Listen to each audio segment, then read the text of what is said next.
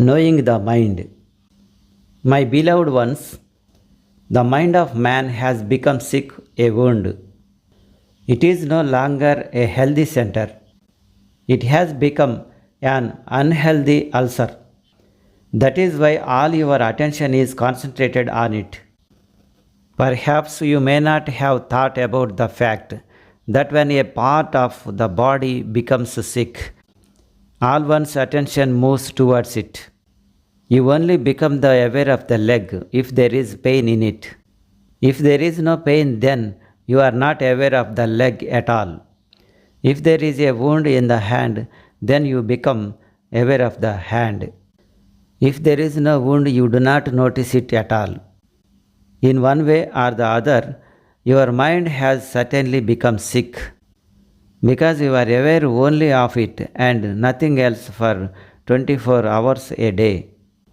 The healthier a body is, the less it will be felt. You feel only that part which has become unhealthy, and the only part of the body which you now feel is the head. Your consciousness only moves around it, only knows it, only recognizes it. A sick wound has appeared there. Without becoming free of this wound, without becoming free of this very tense and very restless state of mind, no person can move towards his center of life. So, today we will discuss this state, the mind, and how to change it. The first thing is that you should clearly understand the state which is mind. If you sit alone for 10 minutes and sincerely write down on a piece of paper whatever thoughts are going through your mind, you will be unwilling to show that paper to even your dearest friend because you will find thoughts which are so mad that neither you nor anyone else could have expected them. You will find such irrelevant, useless, and contradictory thoughts that you will think you have gone mad. If you sincerely write down whatever comes into your mind for 10 minutes, you will be very surprised at what is happening there. You will wonder if you are sane or crazy. You will never look into your mind, even for 10 minutes, to see what is going there. Or maybe it is that you do not look into it because deep down you already know what is happening there. Perhaps you are afraid. That is why people are afraid of being alone and are looking for company for 24 hours a day, waiting to meet friends or go to a club or something. And if they cannot find anybody, then they will read a newspaper or listening to the radio. Nobody wants to be alone because the moment you are alone, you start finding out about your real state. When the other is present, you are involved in relating to him and you are not aware of yourself. The search for the other is nothing but the search for an opportunity to escape from yourself. The basic reason that you become interested in other people is that you are afraid of yourself. And you know very well that if you know yourself completely, you will find that you are absolutely mad. To escape from this state, man searches for company, searches for companies, searches for a friend, searches for a society, searches for a crowd. Man is afraid of aloneness. He becomes afraid of aloneness because in loneliness he will find a reflection of his real state. He will come across the reflection of his own face, and it will be very frightening, very scary. So from when he gets up in the morning until he goes to sleep at night, he uses all kinds of methods to escape from himself so that he does not have to face himself. He is afraid that he may see himself. Man has invented thousands of ways to escape from himself. And the worse the condition of man's mind has become, the more new inventions he has made to escape from himself. If we look at the last 50 years, we will find that man has created more diversions to escape from himself than ever before in history. The cinemas, the radios, the television, all are always to escape from oneself. Man has become so restless. Everyone is looking for entertainment. You are doing all kinds of things to forget about yourselves for a while because your mind situation is becoming worse. All over the world, along with the development of civilization, the use of drugs has increased. Recently, new drugs have been discovered which are becoming very popular in Europe and in America.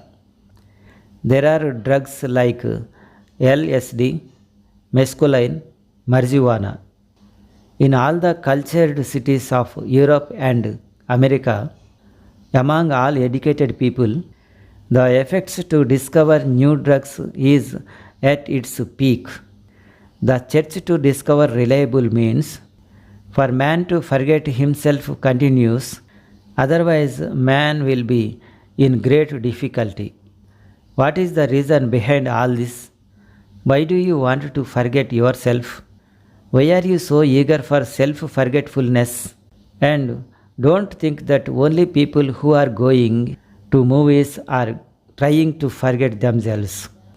The people who are going to temples are also going to the same reason. There is no difference. The temple is an old way of forgetting oneself. The movie is a new way. If a man is sitting and chanting Ram, Ram, don't think that he is doing anything other than trying to forget himself in the chanting, just as somebody else is trying to forget himself by listening to a song from a movie. There is no difference between these two people. The effort to become entangled in anything outside oneself, whether it is Ram or a movie or music, the effort to become entangled in anything is deep down nothing but an effort to escape from oneself. You are all engaged in escaping from the self in one way or another. This shows that your condition inside is getting worse and you are losing the courage even to look at it. You are very afraid to look in that direction. You are acting like ostriches, seeing the enemy. An ostrich hides its head in the sand because it thinks it is dangerous to look at the enemy. Because the enemy is not available, the ostrich's logic says, if it is not visible, it is not there. I am safe. But this logic is wrong. Ostriches can be forgotten, but man cannot be. Simply by not being seen, a thing does not cease to exist. If a thing is visible, something can be done about it. But if it is invisible, there is no possibility of doing anything. You want to forget the state which is inside. You don't want to see it. It may be possible to convince your mind that something which is not visible is not there. But that does not mean that it has gone away. There is no relation between not being visible and being non existent. If something were visible, then perhaps you might have been able to change it. But as it is not visible, change is not visible. It will go on growing inside like a wound, like an ulcer, which you have hidden and do not want to look at. The mind has become a wound. If someday a mission is invented with which we can look at what is happening inside each person, everybody will probably commit suicide immediately. Nobody will allow anybody else to see what is going on inside him. Someday or other, it will become possible. Right now, we can be grateful that there are no windows in our heads through which we can look into each other's minds and see what is going on there, what people are hiding inside, and what they say on the outside are very different. What you see outside on their faces is completely different from what is going on inside them. It is possible that outside they are talking about love, but inside they are full of hate. They may be saying to somebody, "Good morning, I am pleased to see you. I am happy that I met you this morning." But inside they are saying, "Why do I have to see the face of this stupid person first thing in the morning? If there were windows to look into people's heads, we would be in a great difficulty. Life would become really difficult to live. We might be talking to someone in a friendly manner, but thinking inside, when is this man going to die?" There is one thing on the surface and something else underneath, and we don't dare to look inward, to look inside and see. A mother and her daughter lived together, and both of them walked in their sleep. One night at about 3 o'clock, the mother got up and went into the garden behind the house. After a while, her daughter also got up in her sleep and walked into the garden. As soon as the old woman saw her daughter, she shouted, "Bitch, you have taken away my youth. From the time you were born, I started growing old. You are my enemy. If you had not been born, I would still be young." And when the girl saw her mother, she shouted, "You wicked woman, because of you my life has become difficult, a bondage. You have always been a rock in the flow of my life. You are a heavy chain around my neck." At that moment the cock crowed and they both woke up. Seeing the girl, the old woman said, "Dear, why did you get up so early? You might catch cold. Come, let's go inside." Immediately the girl touched the feet of her old mother. She had a habit of touching the feet of her mother every morning. She said, "Mother, you got up so early. Your health is not good. You should not get up so early. Come and rest."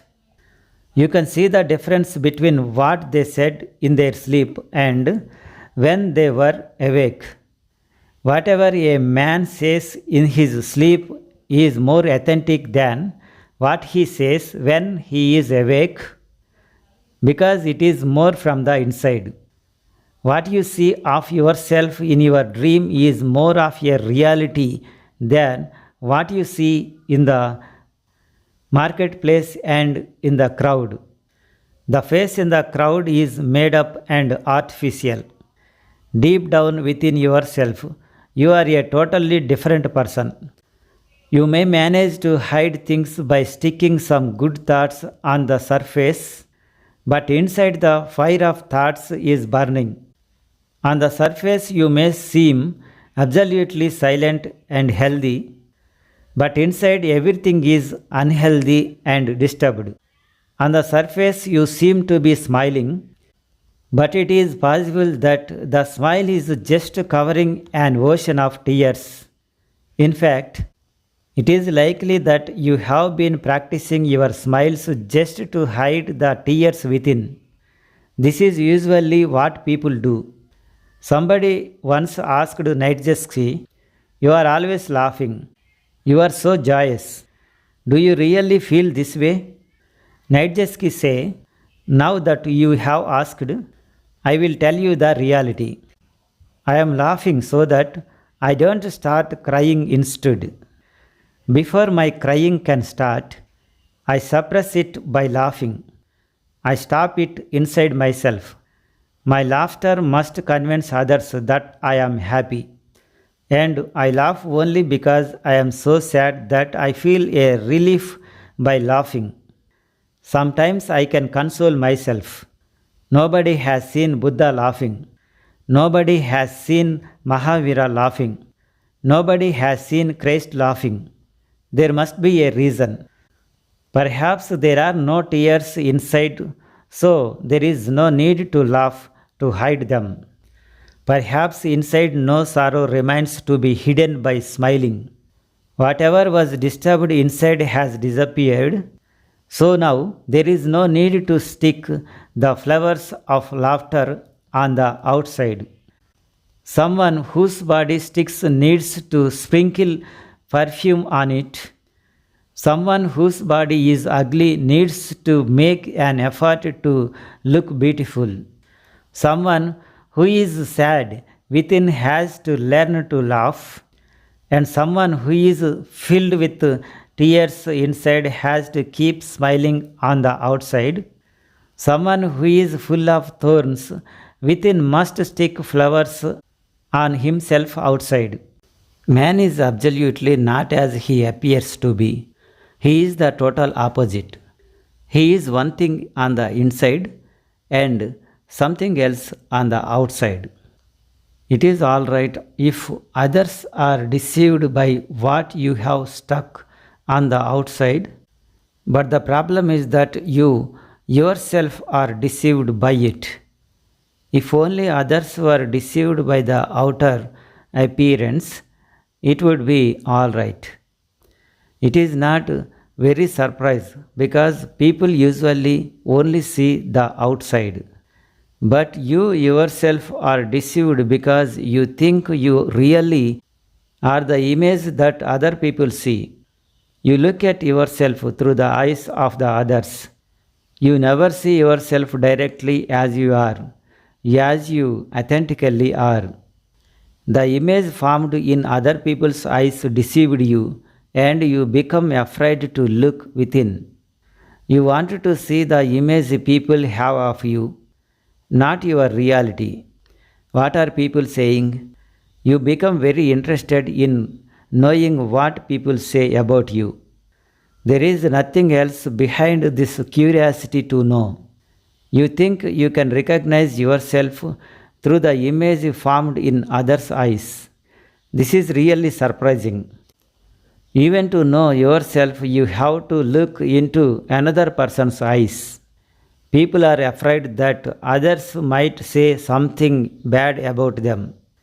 They feel happy if people say something good about them because their knowledge of themselves depends on others' opinion.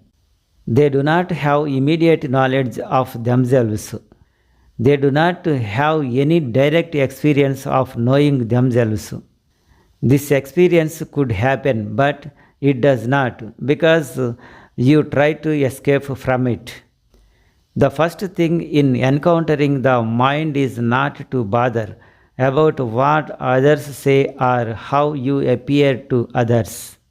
Rather, you have to have a direct encounter with what you essentially are. In your loneliness, you have to open your mind totally and see what is there. It is an act of courage. It is an act of tremendous courage to decide to enter into the hell hidden within yourself. It is an act of great courage to see yourself in your nudity. Great courage is needed. Once there was an emperor. Every day he used to disappear into a room in the middle of his palace. His family, the people in his house, his friends, his ministers were all surprised about this habit. He used to always keep the key of that room with him, and when he went into the room, he would lock the door from the inside. There was only one door to the room, and not a single window. During a period of 24 hours, he would stay in that room for at least 1 hour. Even his wives did not know anything about the room because he had never told anybody about it. If somebody asked, he would smile and remain silent, and he would not give the key to anybody. All the people were surprised about it, and their curiosity went on growing every day. What does he do there? Nobody knew. He used to stay in that closed room for an hour. Then he would come out silently and put the key in his pocket. And the next day he would do the same thing again. At last the people's curiosity reached a peak, and they conspired with each other to find out what he was doing. His ministers, his wives, his sons, his daughters were part of the conspiracy. One night they made a hole in the wall so that they would be able to see what he was doing when he next went there. The next day, when the emperor went inside, they all peeped through the hole one by one. But whoever put his eye to the hole immediately moved aside and said, "What is he doing? What is he doing?" But nobody could say what he was doing. The emperor had gone inside and taken off all his clothes. Then he spread his hands towards the sky and said, "Oh God, the person who was wearing these clothes is not me. That is not my reality. This is my reality." And he started jumping and shouting and screaming abuses and behaving like a madman. Whoever looked through the hole moved aside immediately in shock and said, "What is our emperor doing?" We used to think that perhaps he would be doing some yoga or saying some prayers. But this what he is doing? And the emperor said to God, "The silent and peaceful looking person who was standing clothed in front of you is absolutely false. He was a cultivated man. I made him that way through my efforts. In really, I am like this. This is my reality. This is my nakedness. And this is my madness. If you accept my reality, then it is all right. Because I can deceive people. But how can I deceive you? I can show people that I am not naked by wearing clothes, but you know very well that I am naked. How can I deceive you? I can show people that I am very silent and blissful, but you know me in my very depth. How can I deceive you? In front of you, I am just a madman. In front of God, we are all like madmen. In fact, leave God aside. If we look within ourselves, then even to our own eyes, we will look like madmen. Our minds have become absolutely confused. But we have never paid any attention to this problem, so we have not developed any methods to deal with it. The first thing is to encounter the mind directly. But for this encounter to happen, you must understand 2 or 3 points. After that, you will be able to think about the mind can be changed. The first thing for a direct encounter with the mind is that you should drop all your fear about knowing yourself. What is the fear of knowing yourself? The fear is that perhaps you are a bad person. The fear is that you may discover that you are a bad person after having cultivated an image of being a good person. You appear to be a good person. You are saintly. You are innocent. You are authentic.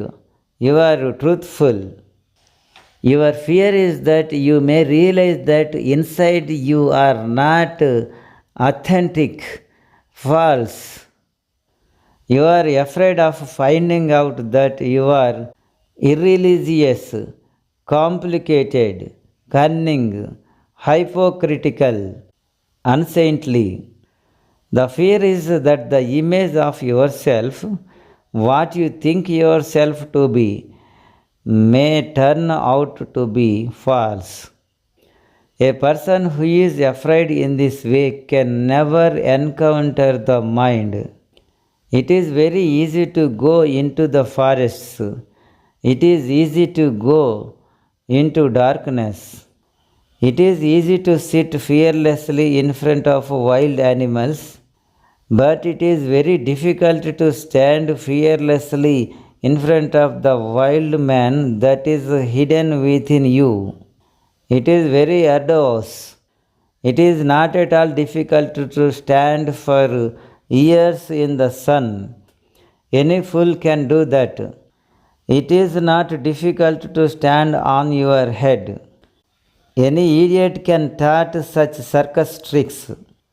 And it is not very difficult to lie down on thrones. The skin adjusts to the thorns very soon. If there is one thing that is really arduous, it is to find the courage to have immediate experience of what you are within, whether bad or mad, however you are. So the first thing is to drop fear and to get ready to see yourself courageously. One who does not have this courage is in trouble. You are interested in attaining to the soul. You are interested in knowing existence, but you don't have the courage to have a direct and simple encounter with yourself. The soul and existence are very far away. The first reality is your mind. The first reality is the thought center with which you are most closely related. One has first to see it, know it, recognize it. The first thing is the effort to know your own mind in aloneness, without fear. For at least half an hour every day, give your mind a chance to express itself as it is. Close yourself in a room, like the emperor, and give total freedom to your mind. Tell it, whatsoever you want to think, to complete, let it happen. Drop all the concerning of yourself that has prevented things from surfacing. Drop all that. Give your mind the freedom to allow whatever arises to arise, to allow whatever appears to appear. Don't stop or suppress anything. You are ready to know what is inside. And you should also not judge what is good or bad, because the moment you judge, suppression begins.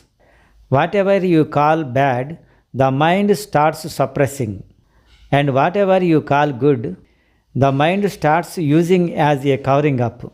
So you don't need to judge anything as either good or bad. Whatever is there in the mind, however it is, be prepared to know it as it is.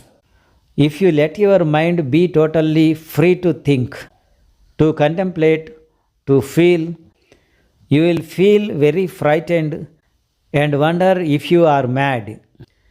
But it is essential to know what is hidden inside in order to be free from it. Knowledge and recognition are the first steps to getting free from it. You cannot conquer any enemy which you do not know or recognize. There is no way. The hidden enemy, the enemy standing behind you, is more dangerous than the enemy in front of you that you are acquainted with, that you recognize. The first thing is that because of the restrictions and inhabitants that you have imposed on the mind from all sides, you don't let the mind express itself in its spontaneity. You have restricted all its spontaneity. Everything has become unnatural and false. You have covered everything in veils. You are wearing false forces and you never allow the mind to express itself directly. So, in the beginning, at least allow the mind to express itself directly in front of you so that you become acquainted with all the contents which have been hidden and suppressed. A great part of mind has been suppressed in darkness. You never take a lamp there. You live on the balcony of your own house, and inside there is darkness in all the rooms. And you don't know how many insects and spiders and snakes and scorpions are hidden there. In darkness, they are bound together, and you are afraid to take a light there. You don't even want to think about the condition of your house. It is absolutely essential for a seeker to drop this fear, to bring about a revolution in your mind and thoughts. The first thing is to drop the fear, to be ready to know yourself without fear.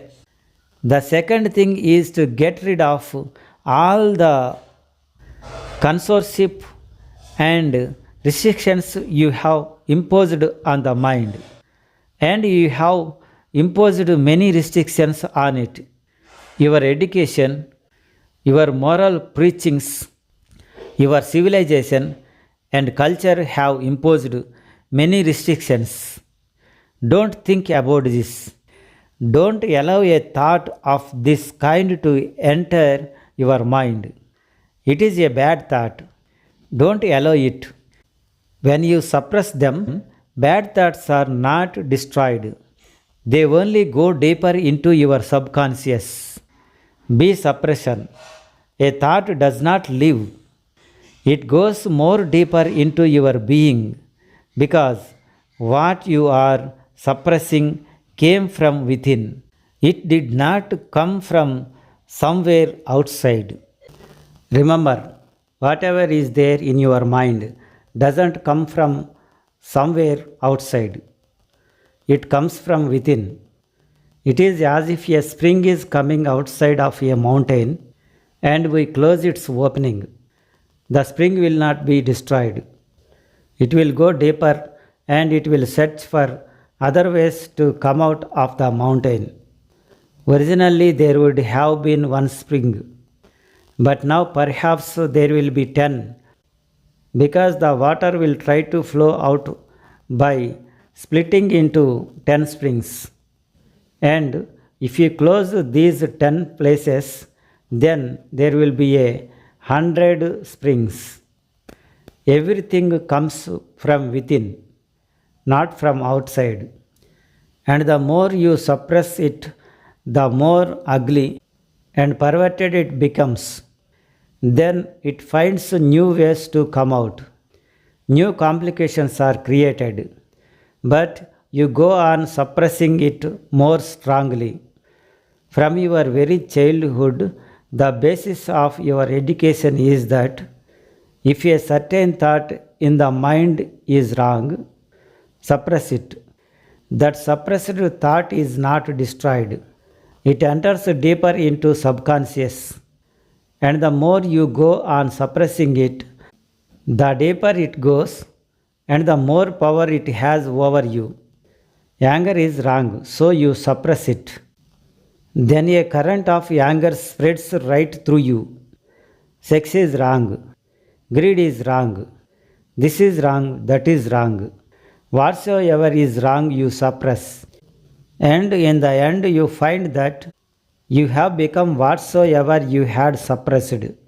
How long can you block those suppressed springs by closing their openings? And the mind functions in certain ways. For example, whatever you want to suppress or escape from becomes central to the mind.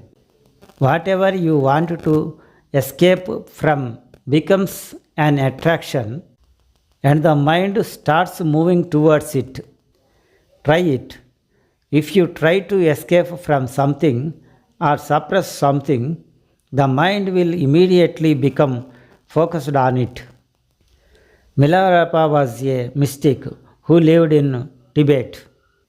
One day, a young man went to him and said, I want to attain some power. Please give me a mantra. Milarepa said, we don't have any mantras. We are mystics. Mantras are for magicians, for jugglers. Go to them. We don't have any mantras. Why should we need powers? But the more Milarepa refused, the more the young man thought that there must be something there. Why else should he refuse? So he kept returning to Milarepa again and again. Great crowds always gather around saints who drive people away with sticks or throw stones at them. The crowds think that the saint must have something special, otherwise, he would not be driving people away. But you don't realize that attracting people through an advertisement in a newspaper or through throwing stones at them is the same trick. The propaganda is the same, and the second way is more manipulative and cunning. When people are driven away by someone throwing stones, they don't understand that they are actually being attracted. This is a subtle way of doing it, and the people do come although they have no idea that they have been seduced. The young man thought that perhaps Milarepa was trying to hide something, so he started coming every day. In the end, Milarepa got fed up, so he wrote a mantra on a piece of paper for him and said, take this. Tonight is the night of no moon. Read this 5 times during the night. If you read it 5 times, you will get the power you want. Then you will be able to do whatever you want to do. Now go and leave me alone. The young man grabbed the paper, turned around and ran. He did not even thank Milarepa. But he had not descended the steps of the temple. Then Milarepa called after him, my friend, I forgot to tell you one thing. There is a certain condition attached to this mantra. When you read it, you should not have any thoughts in your mind about a monkey. The young man said, don't be worried. I have never had such a thought in my whole life. There has never been any reason to think of a monkey. I have to read this only 5 times. There is no problem. But he was mistaken. He had not even descended to the bottom of the steps when the monkeys started coming. He became very scared. He closed his eyes and there were monkeys inside. He looked outside and he saw monkeys even where there were no monkeys. It was already night, and every movement in the trees seemed to be a monkey. It seemed that the monkeys were everywhere. By the time he got home, he was very worried because until then he had never thought about monkeys. He had never had anything to do with them. He took a bath, but while he was bathing, the monkeys were with him. His whole mind was obsessed with only thing monkeys. Then he sat down to read the mantra. He picked up the paper, closed his eyes, and there was a crowd of monkeys inside teasing him. He became very much afraid, but still he preserved the whole night. He changed his positions.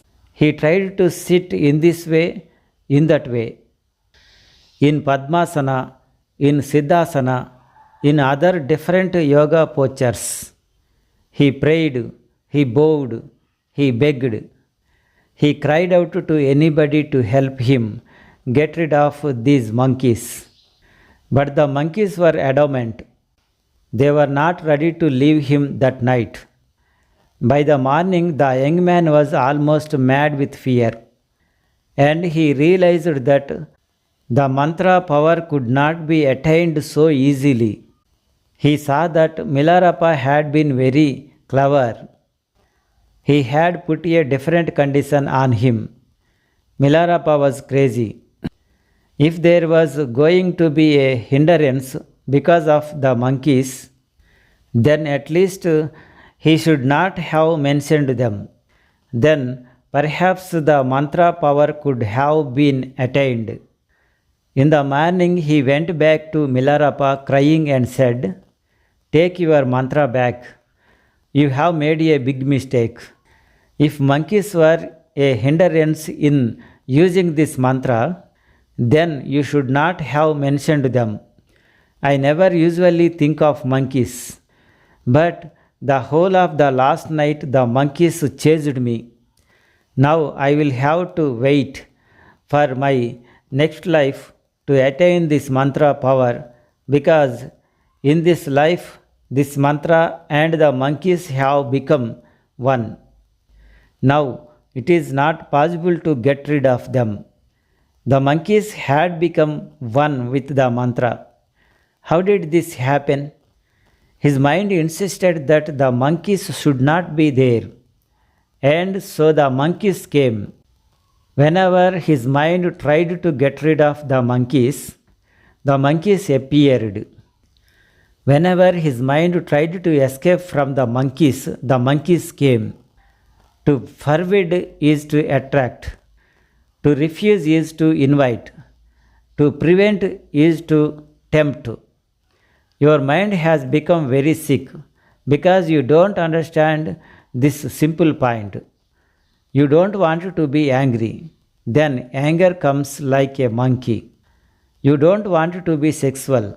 Then sex appears like a monkey and gets a grip on your being. You don't want greed. You don't want ego. And they all come. But whatever you want, spirituality, religiousness, enlightenment does not seem to come. That which you don't want comes, and that which you try to get never appears.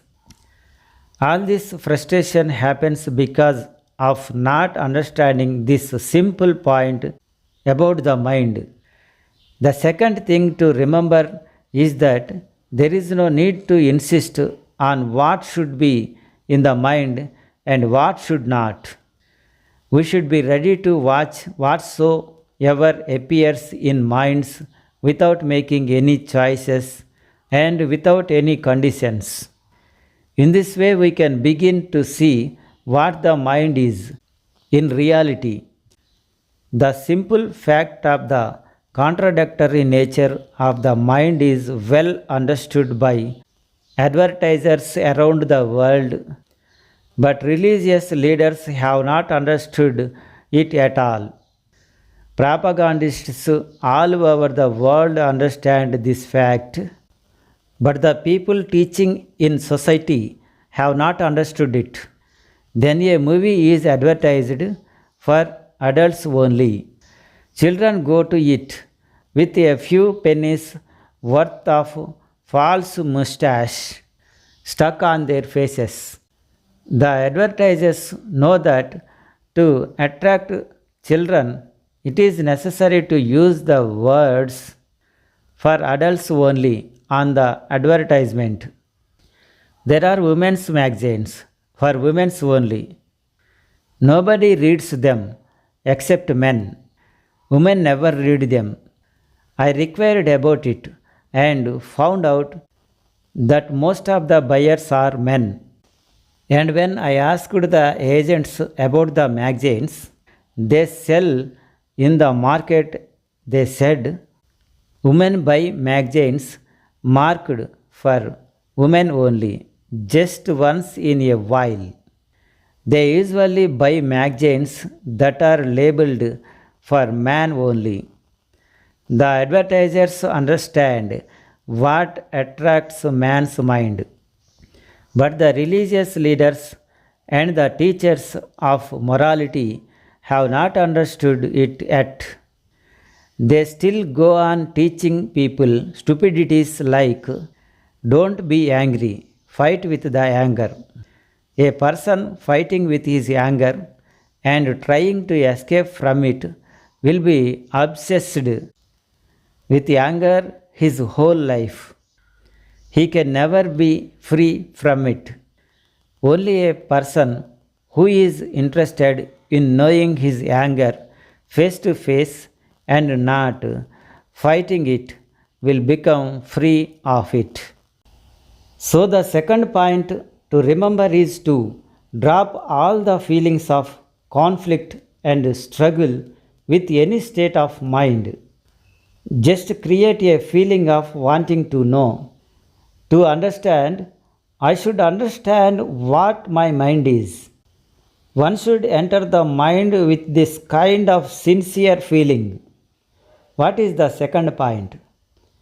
And the third point is not to make any judgment about whatsoever arises in the mind. Don't make any judgment about what is bad or what is good. Badness and goodness are two sides of the same coin. Wherever there is badness, there is goodness on the other side. Wherever there is goodness, there is the badness on the other side. A bad person is hidden inside a good person, and a good person is hidden inside a bad person. A good person has the good side of his coin facing upwards and the bad side facing downwards. So, if a good person becomes bad, then he proves to be worse than the most bad person. And if a bad person becomes good, then a good person seems pale in comparison. In a bad person, the goodness has been completely hidden. Only the badness shows. If he changes and becomes a good man, then other good person will look pale next to them. A very fresh hidden force of goodness arises from within him. Valmiki or Angulimala are good examples. They were bad people who one day became good, and they outshone all other saints with their goodness. A good person and a bad person are not different. They are two sides of the same coin, but a sage is a third kind of person. Inside him, there is neither goodness nor badness. The coin disappears altogether. A sage is not a good man, or a gentleman, or a saint. A wicked person is always hidden inside a gentleman. A sage is absolutely a third type of phenomenon. He is behind both good and bad. He has no relation to either one. He has entered a totally different dimension where there is no question of good and bad. A young monk lived in a village in Japan. He was very famous and had a great reputation. The whole village worshipped and respected him. Songs were sung all over the village in his honor. But one day everything changed. A young girl in the village became pregnant and gave birth to a child. When her family asked her whose child it was, she said it was the child of the young monk. How long does it take for admirers to become enemies? How long?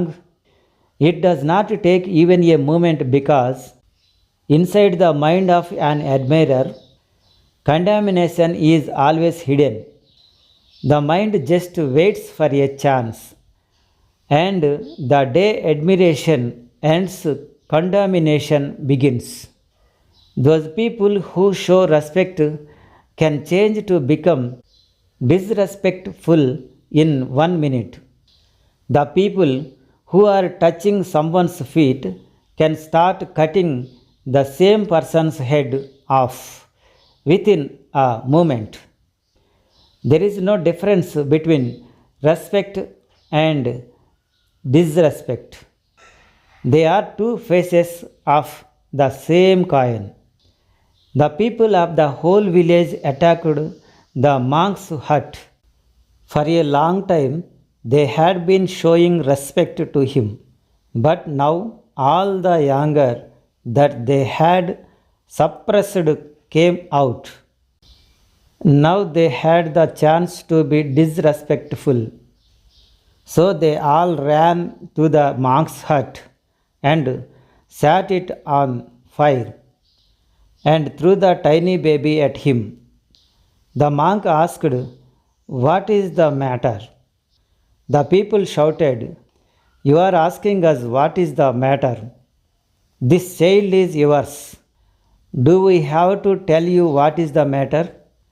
Look at your burning house. Look within your heart. Look at this child and look at this girl. There is no need for us to tell you that this child is yours." The monk said, "Is it so? Is this child mine?" The child started crying, so he started singing a song to make the child silent. And the people left him sitting by his burned out hut. Then he went to beg at his useful time in the afternoon. But who would give him food today? Today every door he stood in front of was slammed shut. Today a crowd of children and people started walking behind him, teasing him, throwing stones. He reached the house of the girl whose child it was. He said, "I may not get food for myself, but at least give some milk for this child. I may be at fault, but what is the fault of this poor baby?" The child was crying. The crowd was standing there, and it became unbearable for the girl. She fell at the feet of her father and said, "Forgive me. I lied when I gave the name of the monk. I wanted to save the real father of the child, so I thought of using the name of this monk. I don't even have any acquaintances with him." The father became nervous. This was a great mistake. He ran out of his house, fell at the feet of the monk, and tried to take the baby from him. The monk asked, "What is the matter?" The girl's father said, "Forgive me, there has been a mistake. The child is not yours." The monk replied, "Is this so? Is the child really not mine?" Then the people of the village said to him, "You are mad. Why didn't you deny it this morning?" The monk said, "What difference would it have made? The child must belong to somebody, and you had already burned one hut. You would have just burned one more. You had enjoyed abusing one person. You would have enjoyed abusing one more. What difference would it make? The child must belong to someone, It could also be mine. So, what is the problem? What difference does it make? The people said, don't you understand that everybody condemned you, insulted you, totally humiliated you? The monk answered, if I had been concerned about your condemnation, I would have been concerned about your respect also. I do as I feel right. You do whatever you feel to be right. Until yesterday, you felt it right to respect me. So you did. Today, you felt it right not to respect me.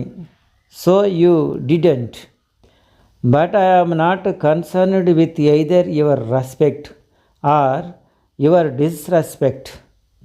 The people said to him, oh, honorable monk, you should at least have considered that you would lose your good reputation. He replied, I am neither bad nor good. I am simply myself. I have dropped this idea of good and bad. I have dropped all concern about becoming good because the more I tried to become good, the more I found that I became bad. The more I tried to escape from badness, the more I found that goodness was disappearing. So I dropped the very idea. I became absolutely indifferent. And the day I became indifferent, found that neither goodness nor badness remained inside. Rather, something new was born, which is better than goodness and which does not even have a shadow of badness about it. A sage is a third type of person. The journey of a seeker is not one of becoming a good man. The journey of a seeker is one of the becoming a sage.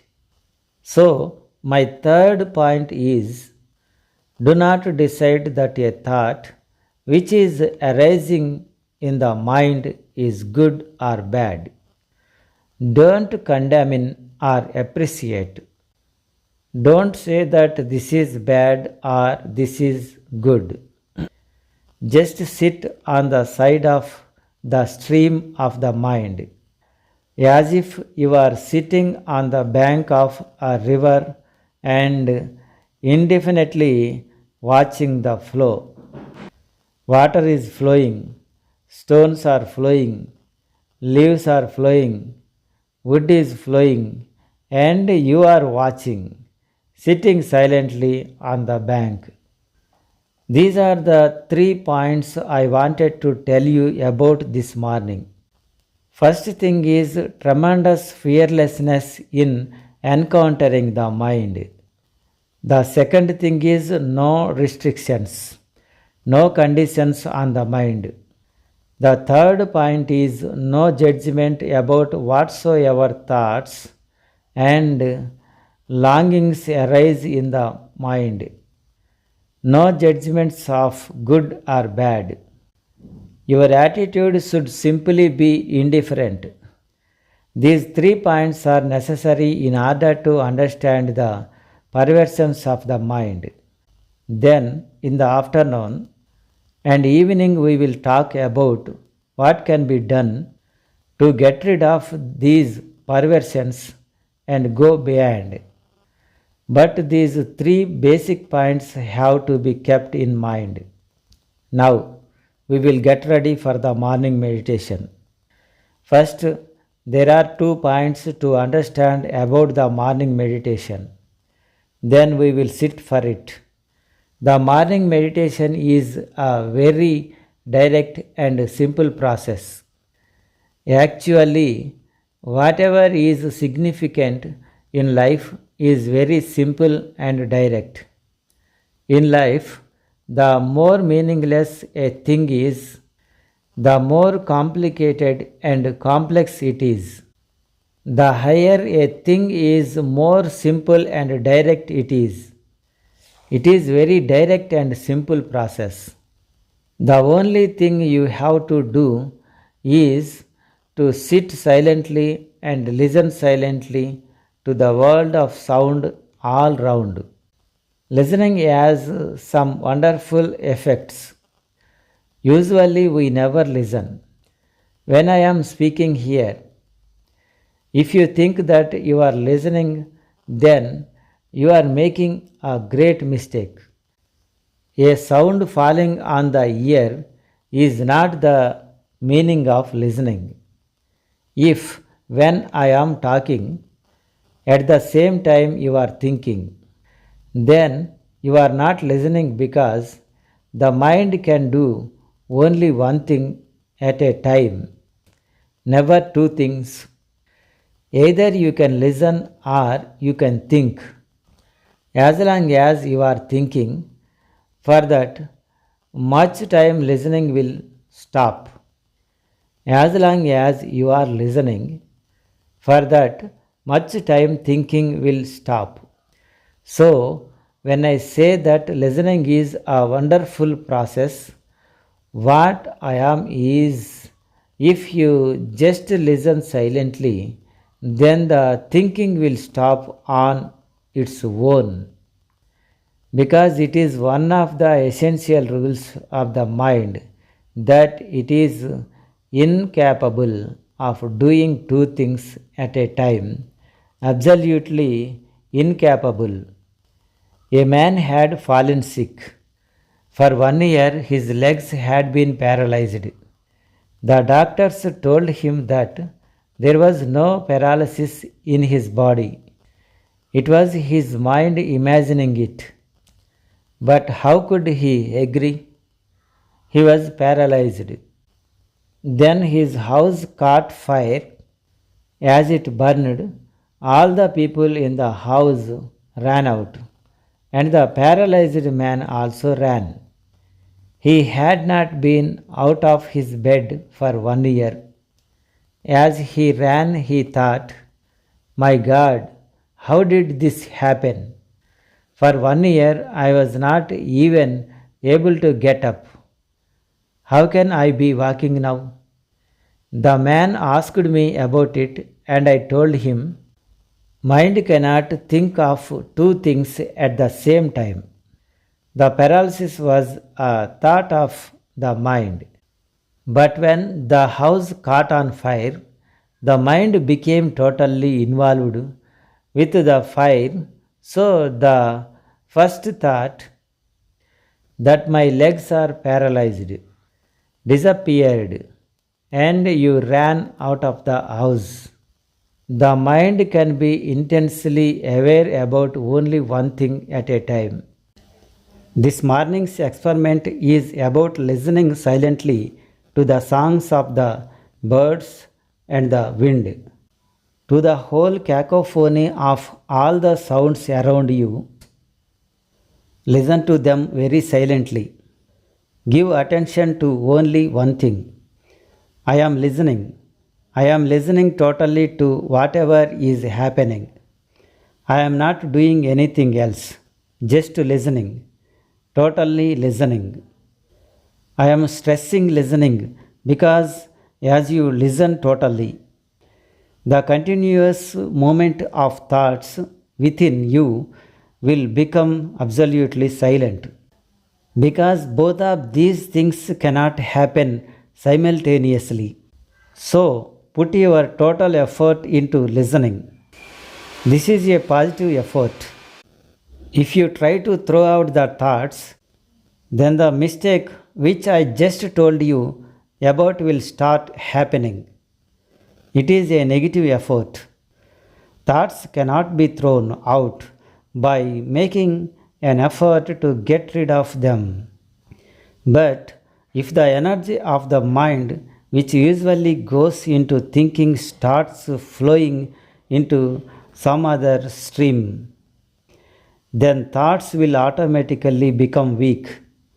The doctor of the paralyzed man used to tell them, drop the idea from your mind that you are paralyzed. You are not really paralyzed.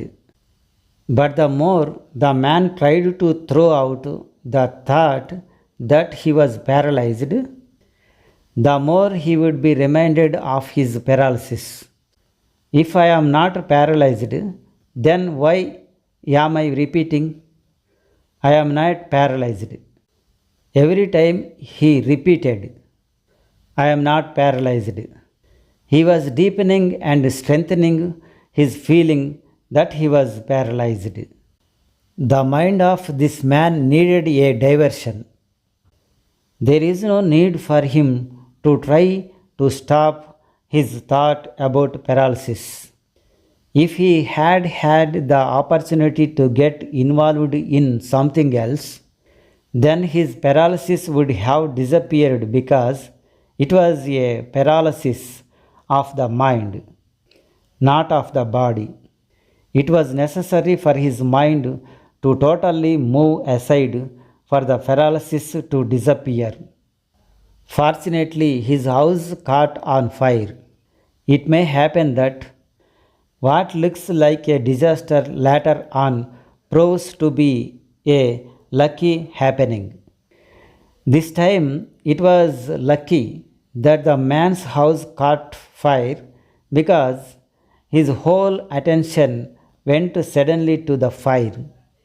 His mind shifted from the paralysis which it was holding on to, and the illusion suddenly disappeared. It was an illusion, no more than that. In reality, there was no chains. There was only a web of thoughts. When the man's mind became distracted, his thoughts dried up and became lifeless because thoughts get their life from your attention. Thoughts have no life of their own. The more attention you give to a thought, the more alive it becomes. The more you remove your attention, the more dead it becomes. If attention is totally withdrawn, then thoughts become lifeless. They die, they disappear immediately. That is why I am saying that you should give all your attention to listening. Decide absolutely that even the smallest voice of a bird should not go unheard, should not be missed. You should hear everything. Whatever is happening all round, you should hear it all. Then you will suddenly find that the mind is entering into a deep silence. The thoughts are fading away. Only one thing has to be done. You have simply to relax your body. Yesterday I told you to first tense your mind, but perhaps you misunderstood. Relax your mind. Do not tense it. That is not necessary because if you get caught up in the idea of tensing the mind, then that itself will become a problem. So drop that idea. It was not a part of the meditation. I had told you to do that just so that you could get some idea of what a tense mind and what a relaxed mind are. There is no need to worry about this idea. Drop it and now relax. Let the mind be relaxed. Relax all the tense tissues and nerves of your brain. It is a matter of relaxing. The question is not of listening, the art of making the mind tense. You need to forget the art of keeping the mind tense. I told you that just so that you can understand the contrast between your mind being tense and being relaxed. For now, drop whatever you cannot understand. Just simply relax it. So, everybody, please sit, keeping some distance from each other. Nobody should be touching anyone. Use this space in front. Come up here or go to the back. But nobody should be touching anyone else. Allow the body to be totally relaxed and then slowly close the eyes. The eyes have to be closed so gently that there is no strain on the eyes. You should not close the eyes tightly, otherwise, you will feel a strain. The muscles of the eyes are very much related to the mind, so let them be absolutely relaxed. Let your eyelids fall in the same way small children do. Let the eyelids fall slowly, relaxedly. Then relax all the muscles of the face and head. You have seen the face of a small child, absolutely relaxed, nothing tense. Make your face like that, absolutely loose and relaxed. Let the body also be relaxed. The moment you let everything relaxed, the breath will become relaxed and silent on its own. Then do only one thing. Listen silently to whatever sounds are coming from all round. A crow will make a sound. A bird will make a sound.